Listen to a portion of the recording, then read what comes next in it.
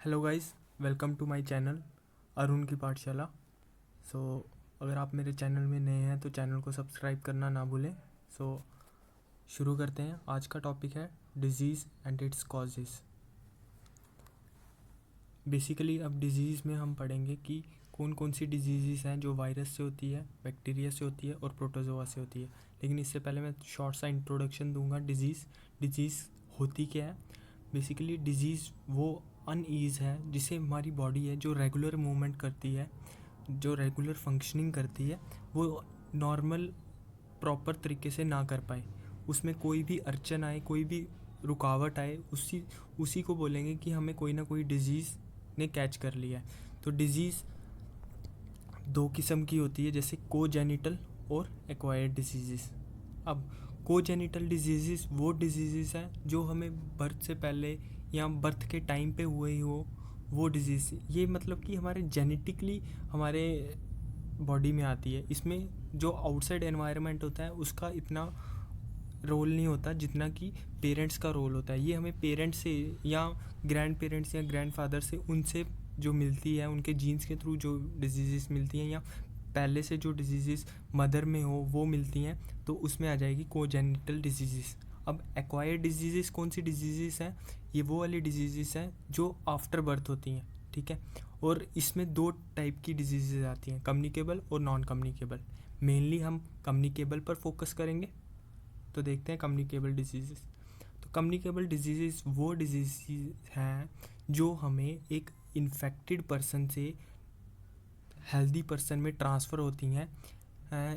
तो उन डिजीज़ को बोलते हैं कम्युनिकेबल डिजीज़। मतलब एक जो इन्फेक्टेड पर्सन होगा वो एक हेल्दी पर्सन को इन्फेक्ट करेगा। अब इसके भी वेरियस तरीके हैं कि कैसे होगी, कौन कौन से कैरियर्स होंगे। जैसे अभी कोरोना का टाइम चल रहा है, तो कोरोना वायरस क्या है। अब जैसे भी जो इन्फेक्टेड पर्सन होता है उसका जो थूक होता है या सलाइवा होता है, वो अगर किसी ऑब्जेक्ट पर गिर जाए और एक नॉन इन्फेक्टेड पर्सन जो हेल्दी पर्सन होगा उसको टच कर लेगा और उसकी बॉडी के अंदर चला जाएगा वो वायरस, तो वो पर्सन भी इन्फेक्टेड हो जाएगा। ओके। तो कम्युनिकेबल डिजीज़ में हम तीन पे मेन फोकस रखेंगे, वायरस, प्रोटोजोआ और बैक्टीरिया, एंड फोर्थ भी रखेंगे फंगस। इन चारों से कौन कौन सी टाइप की डिजीज़ होती हैं।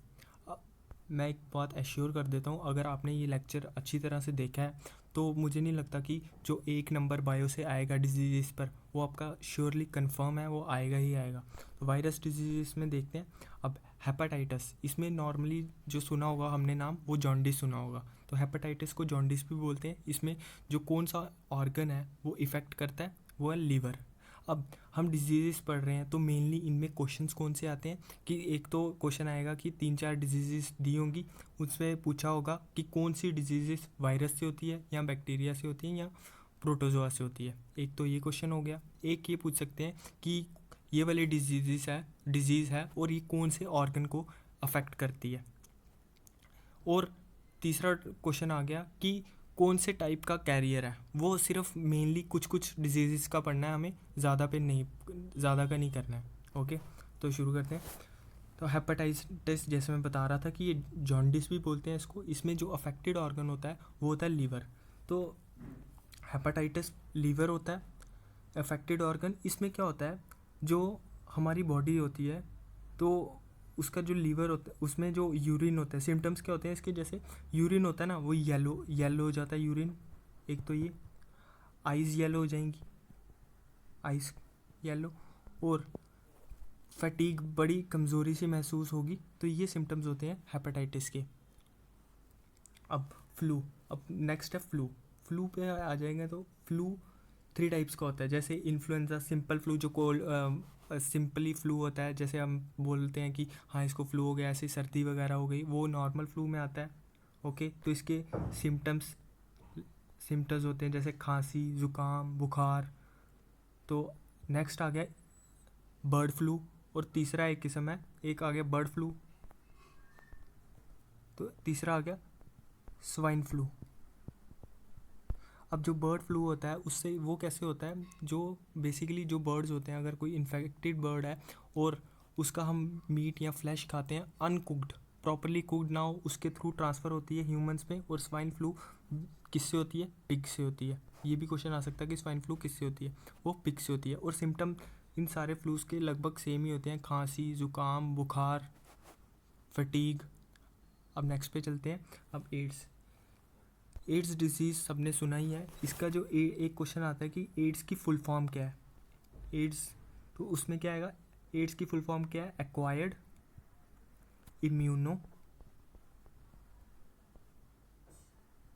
Immuno deficiency syndrome. Okay, so ये कौन से वायरस से होता है? इसके वायरस के बारे में पूछ लेते हैं। तो वो है HIV। और HIV की फुल फॉर्म क्या है? Human immune deficiency virus. Okay, अब नाउ एड्स के जो हमारे सिम्टम्स क्या होते हैं? इसमें क्या होता है कि बेसिकली जो हमारा इम्यूनिटी सिस्टम है वो बहुत ही कमज़ोर हो जाता है। जो WBCs होते हैं वो बड़े कम हो जाते हैं, जिसकी वजह से हमारा इम्यून सिस्टम प्रॉपरली वर्क नहीं करता, और जो बाकी बीमारीज हैं उनमें भी हमारी जो बॉडी है प्रॉपरली अपने आप को प्रोटेक्ट नहीं कर पाती। अब नेक्स्ट डिजीज़ है स्मॉल पॉक्स। अब स्मॉल पॉक्स है और चिकन पॉक्स, ये दोनों याद रखना कि वायरस से होती है। और जो स्मॉल पॉक्स का जो वायरस है उसका नाम क्या है? वेरियोला। और जो चिकन पॉक्स क्या है? वेरिसेला, उसको बोलते हैं वेरिसेला। इसमें सी आएगा, इसमें सी स्मॉल वाले में सी नहीं आएगा, इसे हम याद रखते हैं। इसका कैरियर क्यों लिखा है मैंने? क्योंकि ये इंपॉर्टेंट है, काफ़ी बार पेपर्स में पूछा गया है, तो चांसेस हैं पूछने के। तो स्मॉल पॉक्स और चिकन पॉक्स में क्या होता है? बेसिकली जो हमारी बॉडी है हमारी, उसमें दाने दाने से हो जाते हैं। इन दोनों के सिम्टम सेम ही हैं, और बुखार हो जाता है और थकावट रहती है। बस ये सिम्टम होंगे इसके। सिम्टम्स पे ज़्यादा क्वेश्चन नहीं आता, इसलिए ज़्यादा फोकस आप एक तो डिज़ीज़ पे करें कि कौन सी डिज़ीज़ वायरस से होती है, बैक्टीरिया से होती है, और कईयों के कैरियर्स क्या होते हैं, और कौन कौन से ऑर्गन को इफ़ेक्ट करती है। अब नेक्स्ट डिजीज़ है जैसे पोलियो। आपका क्या करता है? जो नर्वस सिस्टम होता है उसको इफ़ेक्ट करता है, और स्पाइनल कॉर्ड को इफ़ेक्ट करता है। तो स्पाइनल कॉर्ड क्या होती है? इससे कई बार बेंड हो जाती है, या सिंपली जो उसके मस्कुलर टिश्यूज़ होते हैं वो काफ़ी वीक हो जाते हैं, जिसकी वजह से जो लेग्स होते हैं और बॉडी होती है वो अच्छी तरह से ग्रो नहीं कर पाती। अब रैबिस जो है, ये पता है सबको किससे होती है? ये डॉग के काटने से हो सकती है, ये बैट्स के थ्रू हो सकती है, कैट्स के थ्रू हो सकती है, मंकीज़ के थ्रू भी हो सकती है। तो ये कौन से ऑर्गन को इफ़ेक्ट करती है? नर्वस सिस्टम को। इसमें आदमी जो होता है वो जनरली पागल सा हो जाता है, उसका कुछ समझ नहीं आती क्या करना है क्या नहीं करना है। इस रैबीज़ को हाइड्रोफोबिया भी बोलते हैं, हाइड्रोफोबिया करके भी इसका नाम दिया जाता है। तो हाइड्रोफोबिया में क्या होता है? वो पानी, जो आदमी इन्फेक्टेड होगा वो क्या करेगा? वो पानी से बहुत डरता है। ओके, नेक्स्ट है मेनिंगाइटिस डिजीज़ भी वायरस से होती है। और इसमें क्या होता है? जो ब्रेन की आउटर, ये ब्रेन है हमारा, तो इसकी जो आउटर कवरिंग होती है ना, इसमें ये उसको अफेक्ट करती है। तो उसकी वजह से इसके सिम्टम्स क्या रहते हैं कि मेनिंगाइटिस की वजह से हमारा ब्रेन है जो वो प्रॉपरली फंक्शन नहीं कर पाता, और हमें हेडेक फील होता है, काफ़ी थकावट फील होती है। तो नेक्स्ट डिजीज़ है डेंगू सबको पता है किससे होता है? मच्छर के काटने से होता है। और डेंगू हम डिज़ीज़ है जो वो वायरस से होती है। नॉर्मली जो डिज़ीज़ है जो वायरसेस से होती है, वो जैसे डेंगू हो गया, ये कोरोना भी हो गया, तो उसमें क्या होगा कि अगर बॉडी एक बार इन्फेक्टेड हो गई है इनसे, तो बहुत कम चांसेस होती है कि बॉडी फिर से इससे इन्फेक्ट हो। मतलब कि बॉडी अपने आप रिकवर कर जाएगी। अगर सेकेंड टाइम ये वायरस अटैक भी करेगा तो बॉडी को आगे से पता होगा कि हमने किस तरीके से इस वायरस को ख़त्म करना है। ओके, नेक्स्ट वायरस है सार्स आई थिंक सबसे इम्पॉर्टेंट जो वायरस कैटेगरी में इस वक्त चल रहा है, क्योंकि सार्स से ही मेनली कोरोना का जन्म हुआ था। तो सार्स ही है जो, इसको भी पहले कोरोना वायरस ही बोलते थे, ठीक है। और इसकी फुल फॉर्म क्या है? Severe acute respiratory respiratory system. Okay, system, इसमें क्या होगा, जो सार्स डिजीज़ होती है वो हमारे रेस्पिरेटरी सिस्टम को अफेक्ट करती है।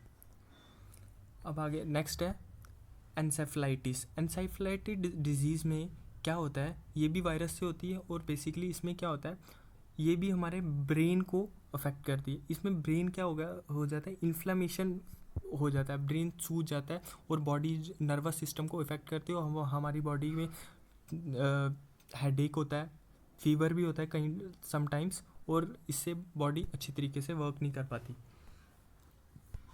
मीज़ल्स आ गया।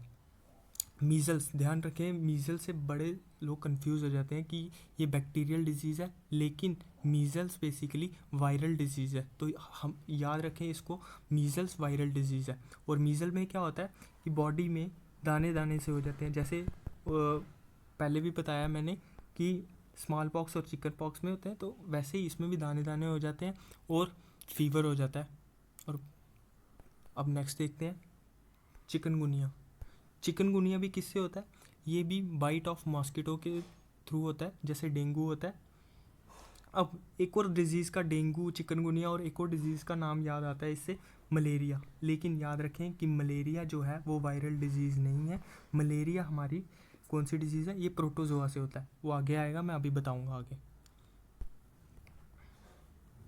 अब वायरल डिजीज़ हो गई आई गेस, तो अब प्रोटोजोआ की डिजीज़ देखते हैं, जो डिजीज़ प्रोटोजोआ से होती हैं। उसमें आ जाएगा, एक तो मलेरिया की अभी बात कर ही रहा था, तो मलेरिया वो होता है बाइट ऑफ मॉस्किटो के थ्रू, बाइट ऑफ मॉस्किटो के थ्रू। और जो इसका वो है,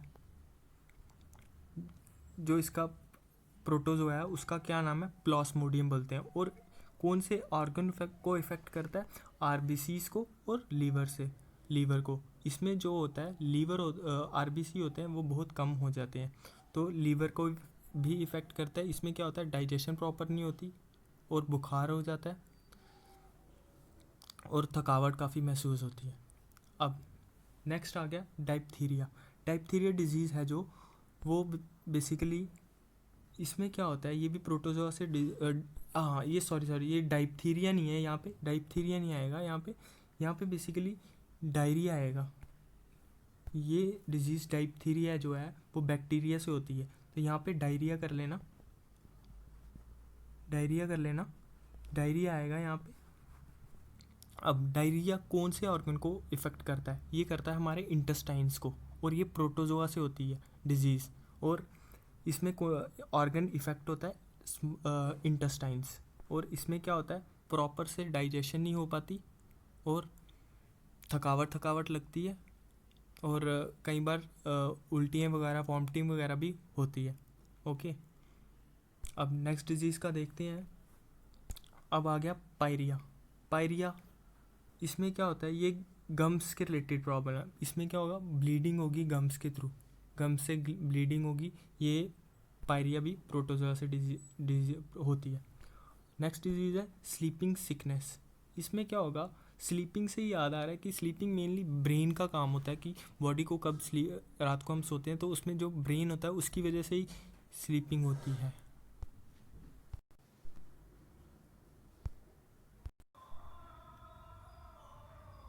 तो ये ब्रेन को इन्फेक्ट करती है स्लीपिंग सिकनेस। और इसका एक क्वेश्चन आता है कि इसका कैरियर कौन सा है, तो कैरियर है इसका सी फ्लाइस। ये फ्लाइस हैं जो ये चाइना में पाई जाती है, तो वहाँ पे ये डिजीज़ होती है ज़्यादातर। तो ये इन्फेक्ट करती है, ऑर्गन कौन सा इन्फेक्ट होता है इससे, ब्रेन से। और क्या, ये किससे बीमारी होती है, ये प्रोटोजोआ से होती है। इतना क्लियर हो गया, तो नेक्स्ट पे चलते हैं। अब काला अजर जो डिजीज़ है वो बेसिकली, इसका कैरियर कौन सा है, इसका सैंड फ्लाइज। और इसमें क्या होता है कि काफ़ी तेज़ बुखार होता है, आदमी से उठा नहीं जाता, चला नहीं जाता, काफ़ी थकान होती है, मतलब कि बहुत ज़्यादा कमज़ोरी आ जाती है। तो इसमें काफ़ी तेज़ बुखार होता है, 100 के ऊपर बुखार होता है। इसकी एक छोटी सी ट्रिक भी बताऊंगा कि प्रोटोजोआ की डिजीज़ कैसे याद रख सकते हैं। जैसे एक याद रखो कि एक एमपी है जिसका नाम है DSK, एक एमपी है जिसका नाम है DSK। तो एम से मतलब मलेरिया, पी से पायरिया, डी से डायरिया और एस से स्लीपिंग सिकनेस और के से काला अजर। तो आई होप ये ट्रिक अच्छी लगी होगी। फिर से बता देता हूँ, एम का मतलब है एमपी, जिसका नाम है डीएसके। तो एम से मलेरिया, पी से पायरिया, डी से डायरिया, एस से स्लीपिंग सिकनेस एंड के से काला अजर। तो अब नेक्स्ट डिजीज़ देखेंगे जो हम बैक्टीरिया से फैलती हैं। एक थोड़ा सा बता देता हूँ कि बैक्टीरिया होता है ना, जो वो यूनिसेलुलर ऑर्गेनिज्म है, सबसे छोटा ऑर्गेनिज्म है। इवन कि जो बैक्टीरिया है ना, वो हर जगह पाया जाता है, जो मर्जी, मतलब कि कोल्ड से कोल्ड टेम्परेचर और हॉट से हॉट टेम्परेचर में। इवन कि जो इनकी रेस्पिरेशन होती है वो एरोबिक भी हो सकती है, एनारोबिक, मतलब ये ऑक्सीजन के बिना भी ज़िंदा रह सकते हैं और ऑक्सीजन अगर लेके भी ज़िंदा रह सकते हैं। तो किसी भी टाइप के एनवायरनमेंट में ये मिलते ही मिलते हैं बैक्टीरिया। इवन कि ऐसा बोला जाता है कि लाइफ जब स्टार्ट भी नहीं हुई थी अर्थ में, तो सबसे पहले जो जीवाणु आए थे वो बैक्टीरिया थे। तो बैक्टीरियल डिजीज़ देखते हैं। बैक्टीरियल डिजीज़ में आ गया ट्यूबरकुलोसिस, टीबी।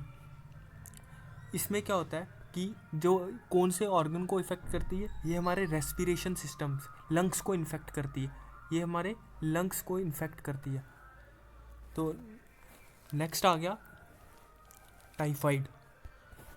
अब टाइफाइड है जो, उसमें क्या होता है कि ये हमारे टाइफाइड हो गया, एक टाइफाइड, एक कॉलरा, हाँ एक टाइफाइड हो गया और कॉलरा हो गया। इसमें क्या होगा, कौन सा ऑर्गन इफेक्ट होगा, इसमें होंगे इंटेस्टाइन, जो इंटेस्टाइन है वो इफेक्ट होंगे, इंटेस्टाइन इफेक्ट होगा। और इसमें डाइजेशन जो होगा वो प्रॉब्लम क्रिएट करेगा। इसमें लूज मोशंस लगेंगे कई बार, जो हम डायरिया हो जाए, डायरिया मतलब वॉमिटिंग, जो डायरिया के सिम्टम्स होते हैं वही इसमें सिम्टम्स फॉलो होंगे, सारे वही सिम्टम्स होते हैं लगभग। अब नेक्स्ट आ गया टेटनस। टेटनस, इसको एक और नाम दिया गया है जिसको बोलते हैं लॉक जॉ। इसमें क्या होता है कि जो आदमी होता है, जो एक पर्सन होता है, वो क्या, उसमें क्या होता है कि क्या क्या सिम्टम्स पाए जाते हैं। एक तो जो जबड़ा होता है वो हिला नहीं पाता है, उसके जो मतलब स्टिक हो जाते हैं, जो मांसपेशियाँ होती है वो बहुत ही हार्ड हो जाती है, उससे हिलने नहीं होता। और इसमें एक और जो सिम्टम्स है वो होता है कि ब्रीदिंग प्रॉब्लम, उससे सांस नहीं लेने हो पाती। तो नेक्स्ट देखते हैं, कॉलरा हो गया, कॉलरा क्लियर हो गया। प्लेग में क्या होगा, इसमें क्या होगा डिजीज़ में, ये भी हमारे किस ऑर्गन को इफ़ेक्ट करेगी, ये हमारे रेस्पिरेशन सिस्टम को ही अफेक्ट करेगी। और इसमें भी बुखार तेज़ होगा और ये सिम्टम होंगे इसके, ठीक है। अब आ गया वुफिंग कफ। इससे तो पहले ही मतलब नाम से ही पता चल रहा है कि क्या क्या सिम्टम्स होंगे, खांसी हो गया, ज़ुकाम हो गया, बुखार हो गया। और इसका एक और नाम याद रखना, क्या होता है, परट्यूसिस। तो नेक्स्ट चलते हैं सिफिलिस। अब सिफिलिस और गनोरिया की मैं एक ही साथ बात कर लेता हूँ। ये दोनों जो सिफिलिस और गनोरिया है, ये सेक्सुअली ट्रांसमिटेड डिजीज़ है, सेक्सुअली ट्रांसमिटेड है। और क्या है इसका पॉइंट, एक पॉइंट ये है कि ये सेक्सुअली ट्रांसमिटेड, याद रखना, सिफिलिस और गोनोरिया सेक्सुअली ट्रांसमिटेड है और बैक्टीरियल डिजीज़ है। और क्या प्रॉब्लम क्रिएट करती है, ये हमारे कौन से ऑर्गन को इफेक्ट, जो यूरिनल ट्रैक्ट होता है उसको अफेक्ट करती हैं। ओके,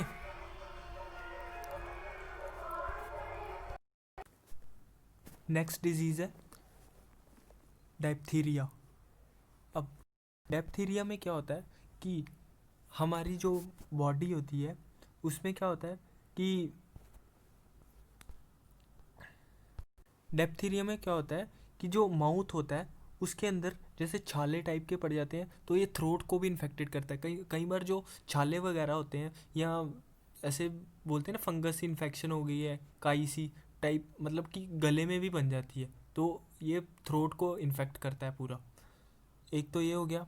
और अब नेक्स्ट देखते हैं लेप्रोसी आपने सुना होगा, कुष्ठ रोग बोलते हैं इसको। तो इसमें क्या होता है कि कई बार लेप्रोसी में इतना खतरनाक स्टेज आ जाती है कि उंगलियां वगैरह, पैरों की उंगलियां कई बार टेढ़ी हो जाती हैं या बॉडी से अलग होना शुरू हो जाती हैं।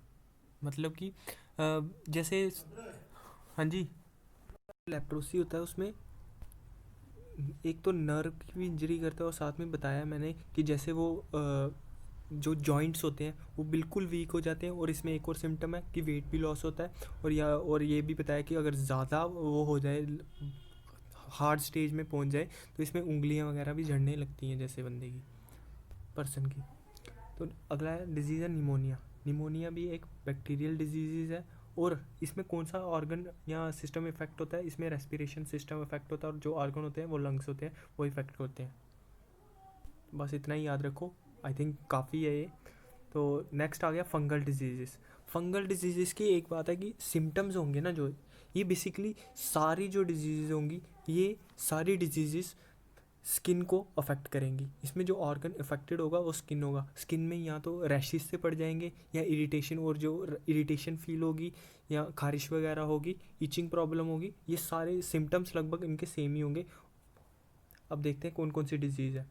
एक है एथलीट फुट, और स्केबीज, धोबीज और रिंगवॉर्म। रिंगवॉर्म में ऐसे एक दांत टाइप का बन जाएगा और ऐसे ऐसे दाने हो जाएंगे, सर्कल सा हो जाएगा किसी भी बॉडी के किसी पार्ट में, या हैंड में, या लेग्स में, या कहीं भी चेस्ट पे, तो ऐसे दाने से बन जाएंगे।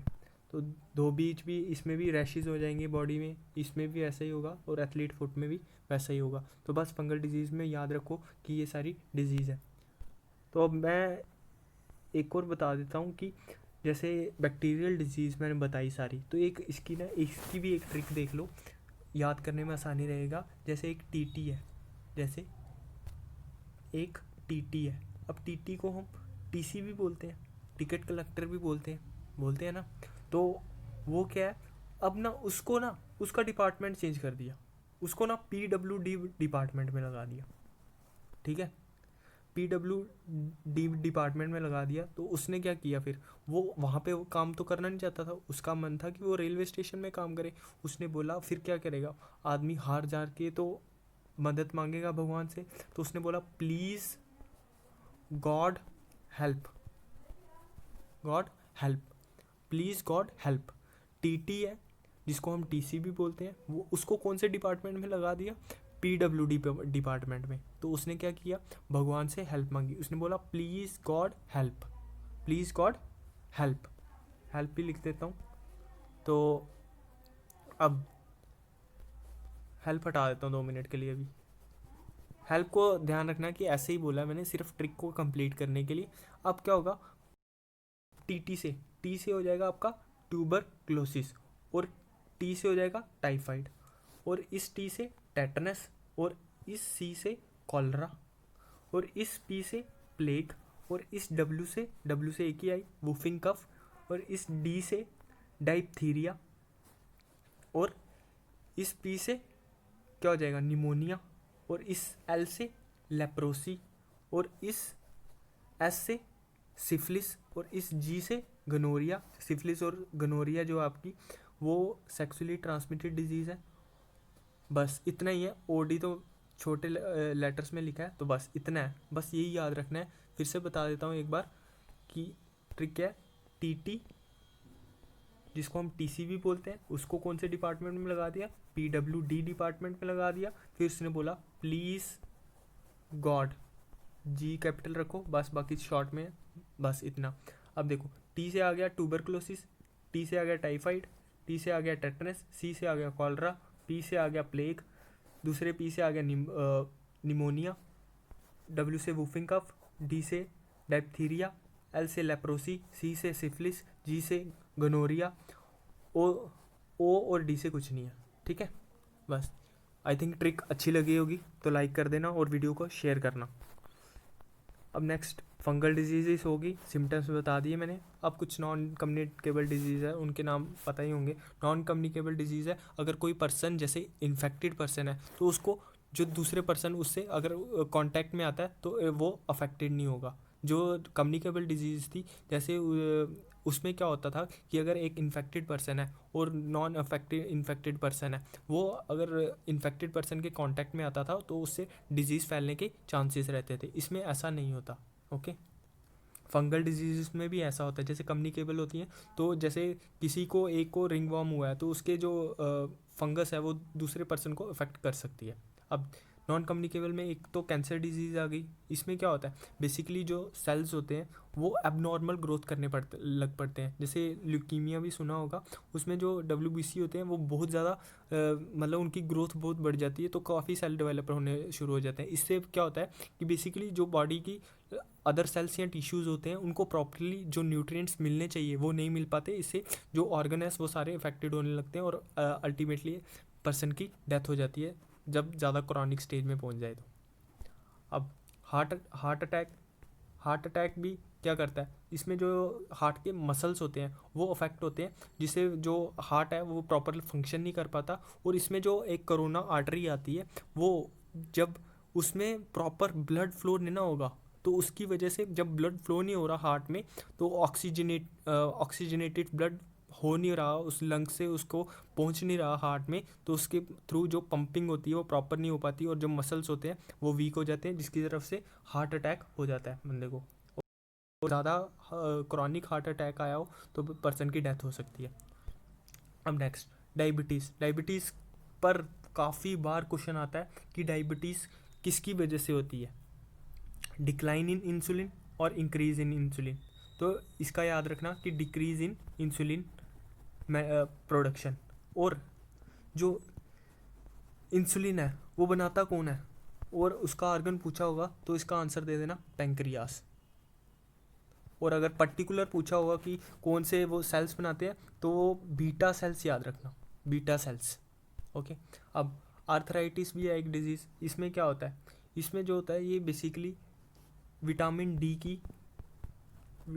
की कमी से होते हैं। तो इसमें क्या होता है, जो विटामिन डी सबको पता है कि बोन्स के रिलेटेड आती है, ठीक है, और बोन्स में जो इसमें बोन्स वीक हो जाती हैं आर्थराइटिस में। ओके। अब नेक्स्ट देखते हैं। अब कुछ डिजीज़ हैं जो विटामिन्स की डेफिशिएंसी से होती हैं। अब मैंने इधर सारे विटामिन्स लिखे हैं और उनका जो नेम है जो केमिकल नेम है वो भी लिखा हुआ है, तो वो भी देख ले एक बार, कई बार पेपर में पूछ लेते हैं, और उनसे कौन सी अगर डेफिशिएंसी हो जाए तो कौन सी बीमारी होगी। अब विटामिन ए है, इससे इसका नाम है रेटिनोल करके याद रखना। और कौन सी बीमारी होती है, नाइट ब्लाइंडनेस या कलर ब्लाइंडनेस भी लिखा हो सकता है, तो जो भी होगा उस ऑप्शन में टिक करके आ जाना। अब नेक्स्ट है बी वन का क्या नाम है, थायामाइन। और कौन सी बीमारी होती है, बेरी। और बी टू का है राइबोफ्लेविन। और कौन सी बीमारी होती है, एरिबोफ्लेविनोसिस। फ्लेविन यहाँ पे भी आ रहा है, फ्लेविन यहाँ पे भी आ रहा है, तो याद रखना, ठीक है। बी3 से कौन सा होता है, नियासिन। क्या नाम है इसका, नियासिन। और कौन सी डिजीज़ होती है, पेलेग्रा डिजीज़ होती है। और बी फाइव है पेंटाथोनिक एसिड। अब नेक्स्ट बी6 पायरिडॉक्सिन। और कौन सी भी होती है इससे, एनीमिया। कौन सी बीमारी होती है, एनीमिया, ठीक है। नेक्स्ट है बी7 का क्या नाम है, बायोटिन। और इससे कौन सी बीमारी होती है, हेयर फॉल या स्किन प्रॉब्लम्स भी हो सकती हैं कई बार। अब बी11 इसका नाम है फॉलिक एसिड, और इससे भी एनीमिया की बीमारी होती है। अब नेक्स्ट है बी12 साइनोकोबैलामिन, ये भी, इससे भी एनीमिया होगा। नेक्स्ट है विटामिन सी। तो विटामिन सी है, उसका नाम क्या है, एस्कॉर्बिक एसिड। विटामिन सी है, उसका नाम है एस्कॉर्बिक एसिड। और इससे कौन सी डिजीज़ होती है, इससे डिजीज़ होती है स्कर्वी। ये बेसिकली डिजीज़ है, ये रिलेटेड टू गम्स है, इसमें भी ब्लीडिंग गम्स होगा। और इस जो स्कर्वी है, इसमें क्या होगा कि बॉडी एक तो वीकनेस बड़ी फील करेगी, और लॉस ऑफ एपिटाइट होगा, भूख कम लगेगी, और वेट लॉस भी हो सकता है। अब नेक्स्ट पे चलते हैं, विटामिन डी। अब विटामिन डी इसका नाम है कैल्सीफिरॉल। कैल्शियम विटामिन डी, ये रिलेट कर सकता है बंदा। और विटामिन डी किससे मिलता है, 80% हमारा ना जो बॉडी विटामिन डी बनाती है वो किसके थ्रू बनाती है, सनलाइट, जो हम सनलाइट कंज्यूम करते हैं उसके थ्रू। तो इससे कौन सी बीमारी होती है, इससे होती है रिकेट्स। और कई बार ऑस्टियोपोरोसिस या आर्थराइटिस भी डाल सकते हैं, तो ऑस्टियोपोरोसिस करके डिजीज़ होगी, वो भी इसी से होती है। तो नेक्स्ट आ गया विटामिन ई, इसका नाम है टोकोफिरॉल। और इससे लेस फर्टिलिटी, मतलब कि ये हमारे जो रिप्रोडक्शन सिस्टम होता है उसको वीक करती है। तो इसमें जनरल जो फीमेल होती हैं, जैसे वो उनका वो प्रेग्नेंट नहीं हो पाती इसकी वजह से।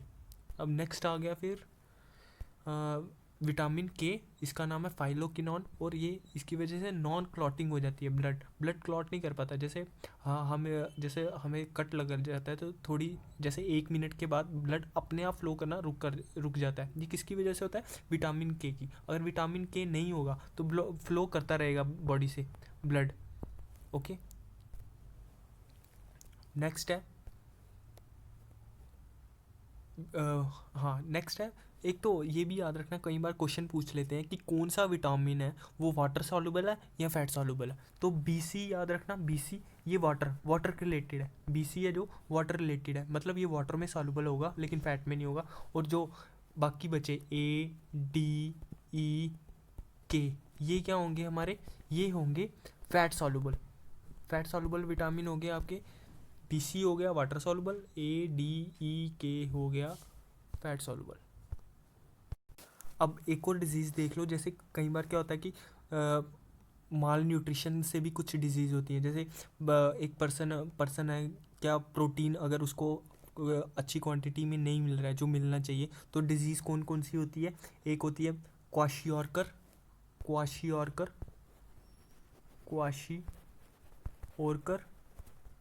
और मरस्मस।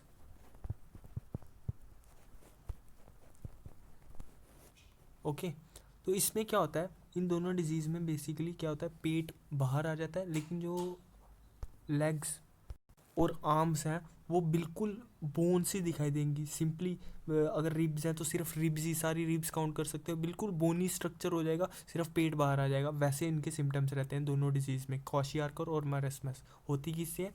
कि प्रोटीन डेफिशिएंसी से। अब नेक्स्ट चलते हैं, देखते हैं क्या है। हाँ, टेस्ट भी देख लो, कई बार टेस्ट पे भी क्वेश्चन आ जाता है। तो एड्स का कौन सा टेस्ट होता है? उसको बोलते हैं एलिसा टेस्ट। टाइफाइड का होता है वाइडल टेस्ट याद रखना। और TB का होता है वेसरमैन टेस्ट, ठीक है। और काला अजर का K39 टेस्ट।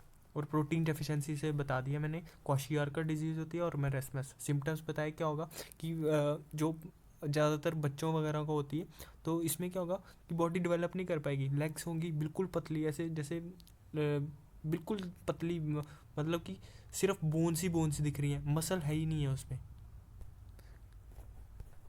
अब हाँ, वैक्सीन का भी देख लो कि जो DTP वैक्सीन है वो किसके लिए? डिप्थीरिया, टेटनस और पर्ट्यूसिस मैंने बताया था क्या होता है, वूफिंग कफ। तो आ गया ओरल पोलियो वैक्सीन, ये किसके लिए? पोलियो के लिए। और BCG की कई बार फुल फॉर्म पूछ लेते हैं कि जैसे पहले लेटर का क्या मतलब है, G का क्या मतलब है, तो इसका याद रखना, बैसिलस कैलमेट ग्यूरिन। तो आज के लिए बस इतना ही। अगर वीडियो अच्छा लगा हो तो लाइक और शेयर ज़रूर करना, और चैनल को ज़रूर सब्सक्राइब करना। मिलते हैं अगले वीडियो में, देखता हूँ अब किस पे बनाऊँगा, किस टॉपिक पे। आई थिंक जो ये वाला लेक्चर है इसमें सारे ही कवर हो गया है और सारे टॉपिक कवर हो गए हैं, और जो डिजीज़ से 1 नंबर का आएगा इसमें सारा आ ही जाएगा। Okay, thank you.